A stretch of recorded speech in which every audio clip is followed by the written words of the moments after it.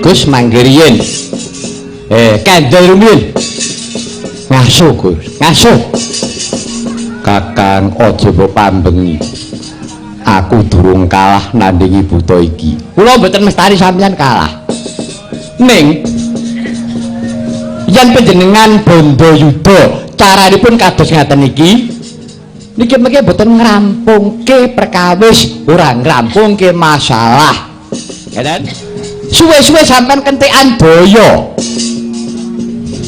iya Kakang sebab napa niku dadi buta lumrah niku buta kemayan buta kumara ngaten kedah dipun ruwat dipun wangsuaken dumateng asalipun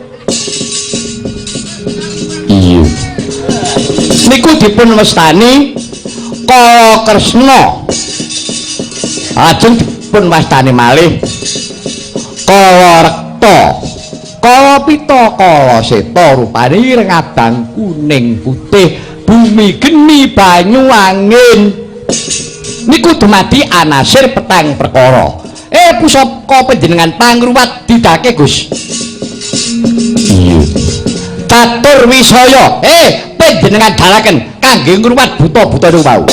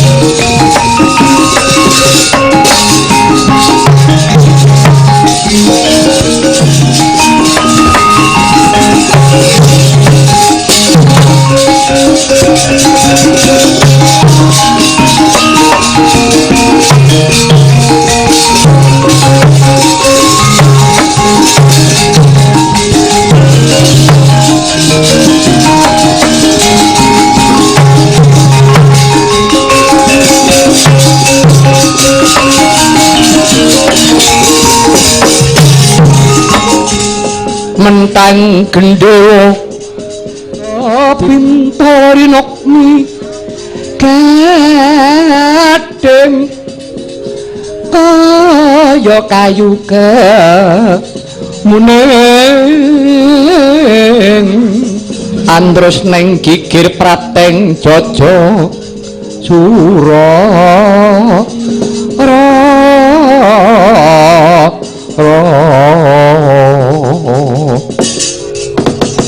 manjing pakekesan mingkan darat prateng lan caran panapan katon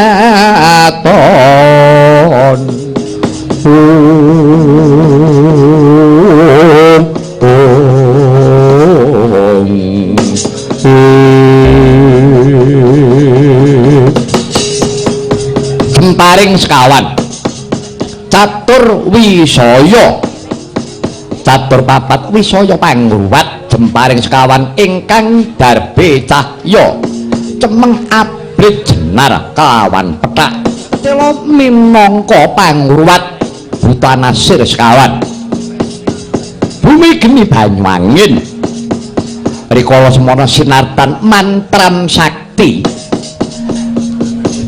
eling-eling Sang Arjuna ingkang muspana jatining pamawas lumepas kebat kaya kilat kesit kaya tatik jemparing sekawan manjing marang cahyane dhewe-dhewe ingkang daya ireng abang kuning putih bumi geni banyu angin mamprung bali mereka sale dhewe-dhewe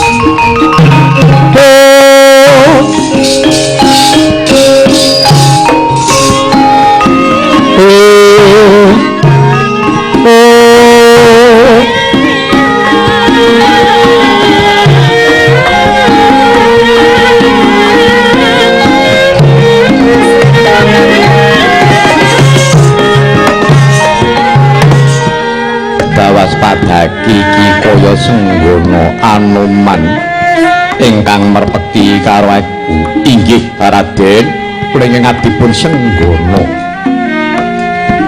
Ana wigati apa Anoman nyidekang dadi lakuku.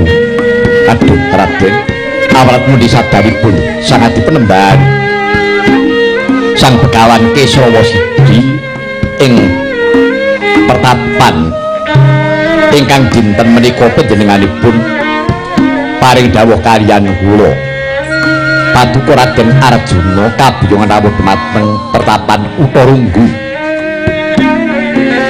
Dene menapa ingkang dados wigatosipun Raden, kula dereng ndungkap mengkono Anoman. Inggih Raden, iya yen to pancen mengkono Anoman. Ayo duneke aku tunggul arep ngono ngersane Sang Adi Penemban. Sumangga Raden kula dherekaken.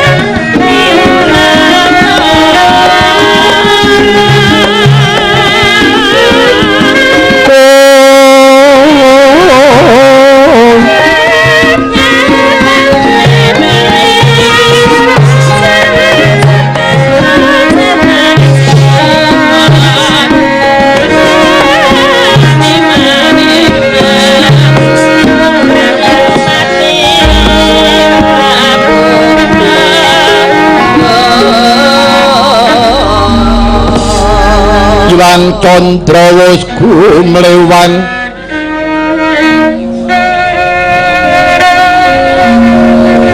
pengimbaning cakra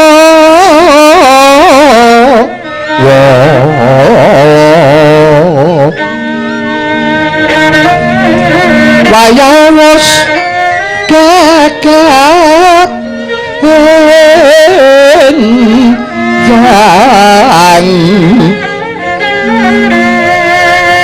rame swaraning satu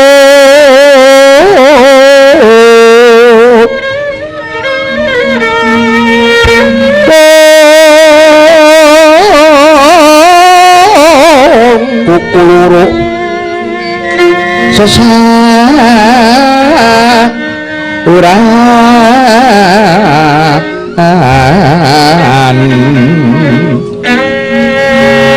wetan soroting haruna mega bangkaton sumirat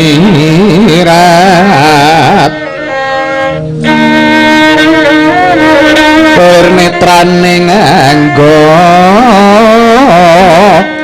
rapu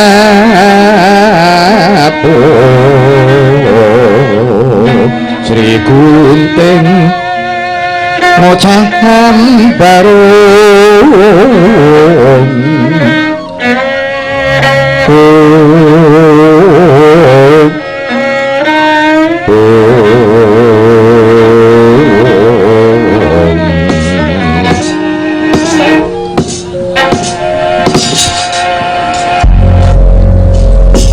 waspada ingkang prapta iki kaya kadang panengah Pandhawa kang kekasih Raden Arjuna Raden kanthi karaharjan praptanira kawula nuwun inggih penemban awis saking berkah pangestu paduka sangadi penemban Raharja pisuwan kula mboten langkung pangabekti kula katur penemban iya Den tak tampa pangabektinira akarya suka marawataning atiku Anoman wonten timbalan iki kadhawuh penemban kono-kono prayogakna lenggahira Anoman kok mriki ngestaken dawuh paduka penemban Raden sumengko pengawak Bajra praptanira ana pertapan kutha Runggu kawistara kalamunta hangemu wigati Raden morenggal matura apa kang dadi karsanira kawula nuwun inggih sang tapa mugian dadosna ing kauningan swan kula ngabiyantara paduka sangadi penemban inggih labet saking Mestuti wangsiting Bathara menawi dinten menika Jawata nedya matedhaken Nugraha tumurune Wahyu Makutha Rama ingkang tetela wonten salah satunggiling brahmana ingkang pitinitaya ing Jawata muhung paduka sangadi penemban milawi saking menika penemban mugi paduka penemban paringa pitedah wonten pundi papan dununging Wahyu Makutha Rama menawi ta wonten syarat sarana menapa ingkang kedah kula tindakaken prayogi sang tapa paringa dawuh Arjuna wonten dawuh penemban sira wis mantep air terusing batin nggonira ngupaya wahyu mau nggih staripun sampun penemban iya yen to pancen mengkono bakal tak paringake Raden yen to pancen mengkono mara waspadakno iki lho iki Wahyu Makutha Rama tampan ana Raden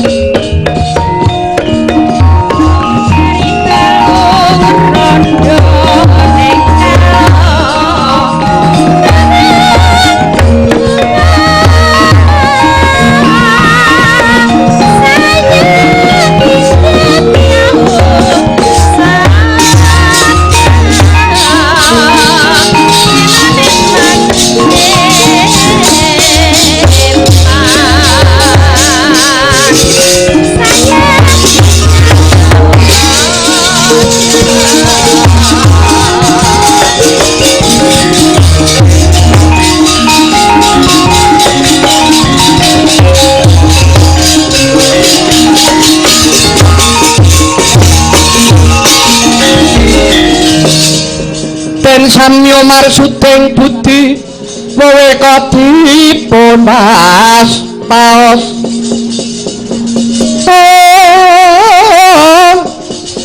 aja tumeh bisa muwus yen tanpa sugi sanadyan mung sakedap yen tan pantes pernah ira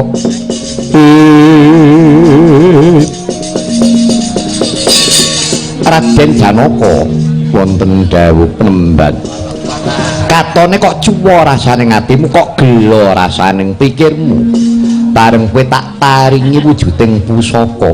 Lah ya iki Wahyu Makutha Rama. Penemban menawi to Wahyu Makutha Rama wujudipun namung pusaka menika langkung prayogi. Pusaka menika panjenengan tamakaken dadanipun pun Arjuna. Tedah menapa kula gesang ing atasipun kula menika satriya milik Gendong Lali. Kula mboten panggring menika pusakanipun Kakang Prabu Ngawangga, Kakang Prabu Basukarna. Menawi to ngantos kula nampi pusaka menika persasat kula menika satriya mboten netepi darmaning kasatriyan milik Gendong Lali. Penemban langkung prayogi monggo kula aturi nancepaken jajaripun pun Arjuna Kewara.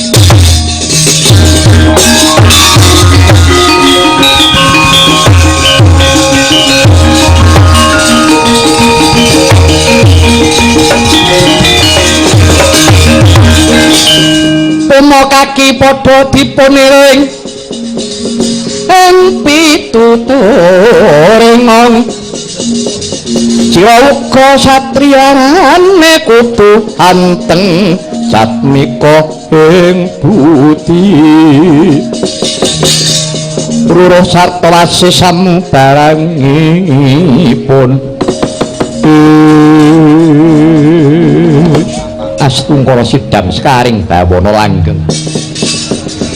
Arjuna wonten timbalan iki ngadhawuh Prembat, dadi sira ora milik karo pusaka iki. Babar pisan boten Premban sanes mriku ingkang kula upadi. Menawi kula milik pusaka menika, kula kinten wiwit rumiyin kula rebat saking astaripun Kakang Prabu Karna, nanging kula sampun rila gawa menika sanes kewajiban kula Premban. Dalah. Ya. Syukur Raden yen pancen mengkono tulus bebudhenmu. Aku wis ora wenang maido marang kautamanmu. Yen to pancen mengkono wis ayo. Dina iki kowe tak kanthi munggah marang Sanggar Pamujan. Tak wedharake ingkang sinebut Wahyu Makutha Rama. Nanging aku janji lho Arjuna, nadyan to sira wenang antuk wahyu ratu, nanging ora kudu jumeneng ratu. Ngerti sing tak karepake? Liripun kados pundi? Tegese kamukten kamulyan kuwi aja dienggo dhewe, kudu diturunake dilengserake marang putra wayah. Piye? Saguh kuwi nampa. Nampa wahyu ratu ning ora kudu dadi ratu. Nanging kuwi napakake marang putra wayah. Inggih. Sedika ngestaken dawuh rila legawa lair tursing batin. Inggih Penemban. Ayo tutu laku jantrake munggah nyang Sanggar Pamujan.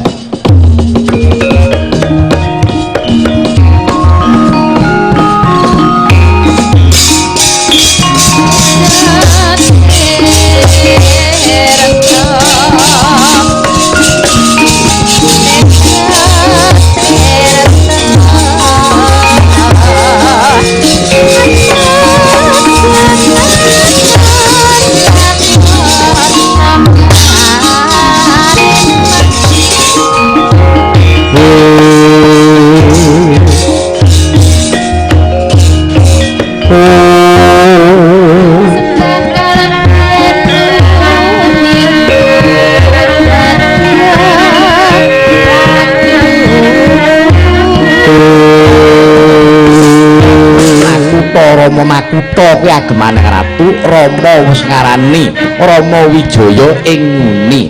Ratu Pancawati Prabu Rama Wijaya nalika ngasta keprabon mula dadi kuncara. Jalaran panjenengane kuwi ngasta kang sinebut Asta Brata. Asta 8 brata laku. Laku 8 tumrap isen-isening jagat, bumi, geni, banyu, angin, surya, candra, kartika lan mendung. Liripun kados pundi Penemban? Yen to pancen sira dadi satriya utawa dadi narendra utawa kowe ngasta panguwasa, regemen piwulan 8 kuwi mau. Tegese watake bumi. Bumi kuwi watake Sentosa Arjuna. kuwi lumuh kedanan. Ayo coba sebarono pari, pukul pari sebarono jagung, pukul jagung bakal dibalekake marang kang nyebar utawa sing nandur. Tegese wong asta panguwasa, wong jumeneng ratu kowe mau nganggo wateking bumi, aja seneng jejaluk marang para kawula, seneng nampani bulu betining para kawula, malah kapara ratu seneng ganjar marang kawula tasih nganggo wataking bumi mau pamrih apa supaya kawulamu bisa asih tresna marang panjenenganing ratu, sebab ratu ora kuat ijen yen ora disengkuyung karo para kawula tasih. Mengkono Arjuna inggih lembang kamangka loro geni kuwi mau duweni daya panas. Sapa sing kecaketan lawan geni mesti bakal kobar. Lire geni kuwi wujuding pidana. Geni kuwi yen to midana ngobong marang sapa wae ora metung sanak kadang. Tegese jejeking adil kuwi mau ora bakal mbau kapeni. Tegese ora kudu mikir sanak kadang kulawarga. Jejeking hukum ya hukum marang sapa wae. Hukum kuwi mau ora kena kaprawasa dening katresnan, nadyan kuwi kulit daging yen to kudune bakal kaobong. Tegese pidana ya kudu jejeg nggone paring pidana. Kuwi wataking geni mekaten menang. Iya banyu kuwi mau mujudake panguripan. Kabeh sagung kumelip butuhake banyu. Sumono uga wong kang jumeneng ratu ngasta kawibawan anggone paring panguripan, tegese paring kekuatan marang kawula tasih, ora pilih kasih kudu padha. Sebab banyu kuwi bisa sumrambah marang sapa wae, malah kepara banyu kuwi mirine medhun ora bakal mili munggah. Tegese sira kuwi mau kudu malah mawas kang luwih cendhek, tegese para kawula kang kesrakat. Inggih remban angin kuwi mujudake tok sumbering urip. Tegese wong kang jumeneng ratu kudu dadi sumbering panguripaning para kawula tasih, sebab angin kuwi bisa ngambah ing endi wae nadyan tolak-lakaning naga, lenging semut mesti ana angine. Tegese Narendra Muna kudu seneng tetinju marang para kawula kang nadyan mapane ana papan kang ngrungsit, mapaning pegunungan, papan ing dijember paribasane. Yen to pancen duweni rasa tresna asih marang kawula kudu tansah den ayomi kuwi wataking angin. Katen remban. Iya wataking surya kuwi uga watak panas, nanging panasing surya nguripi marang sagung tetukulan. Tegese wong kang jumeneng ratu kala mangsa uga nindakake bromantya. Tegese ya kuwi mau ngreksa marang jejeking adil. Inggih remban. Candra tegese rembulan dadi pepadang wancine peteng. Sira yen to wis gelem jumeneng ratu, yen to kawulamu nandhang pepeteng, wajib sira melu cawe-cawe madhangake kawulamu kang nandhang ribet. Inggih remban. Banjur Kartika tegese lintang kuwi kena kanggo panengeran. Tuladhane ana lintang luku ana ing langit mratelakake kalamun to kuwi wancine para tetanen, para tani anggarap tegal sawahe. Mekaten remban. Iya, tegese ratu kuwi kudu bisa dadi panengeran, lati pakarti nyawiji ucape, batine tumindake kudu padha nyelet marang pangandika ingkang wis kawedhar. Inggih remban. Pungkasane mendung kuwi katon gameng ana ing antariksa medeni, nanging tumurune dadi banyu dan uga bakal bisa nguripi marang tetukulan. Narendra yen to disawang katon singit wingit wibawa nanging wibawane ora medeni malah kepara wibawa ingkang kinantenan kawicaksana Raden gegebengane Sri Rama nalika ngasta keprabon ing negara Pancamati bisa mbrasta angkara murka wujude Ratu Ngalengka Diraja Prabu Rahwana-raja mula nganti kondang kaluka karana Astabrata iku mau wis dadi gegebengan wis balung sungsum marang sagung dumadi piwulang becik kanggo gayuh marang kautaman mekaten remban ya kuwi tindakna ya Arjuna